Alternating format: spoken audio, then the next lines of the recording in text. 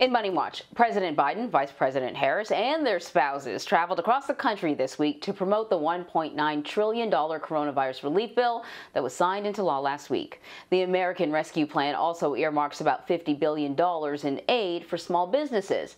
Joining us now is CBS MoneyWatch senior reporter Stephen Gandel. Stephen, let's talk a little bit more about this. Specifically, what's in this package for small business owners who are so desperately in need? Well, it's a lot more targeted than past bills. There's $30 billion in this bill just for restaurants, and it's pretty generous. Restaurants can apply to make up all the money they lost in 2020 from this stimulus bill. There's also $1 billion in this for concert venues and other performance spaces that, have basically been closed down since the beginning of the pandemic.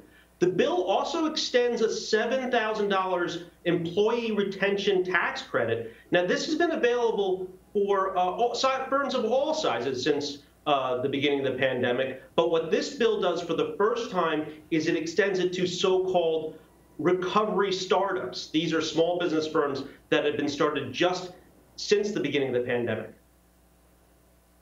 So there was some criticism last time around with some of the stimulus packages that, some small business owners didn't know how to access it, or their sort of hands were tied in how they could spend the money. So in the context of other recent stimulus bills and the Paycheck Protection Program, how does this compare?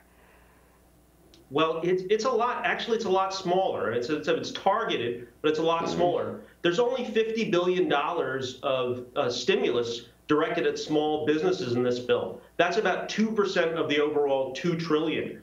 If you compare that to the CARES Act, there was about $400 billion in that, around 20% of that bill. So this is smaller. The one thing that that small businesses do have going for them is that the Paycheck Protection Plan for right now is still around. People have been pointing to that. There's about $120 billion in that. Now, the problem with that is that it's ending soon.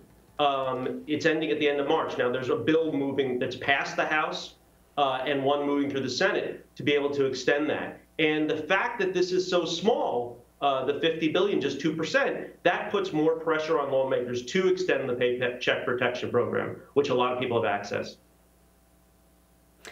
So then, how should small business owners prepare in the coming weeks?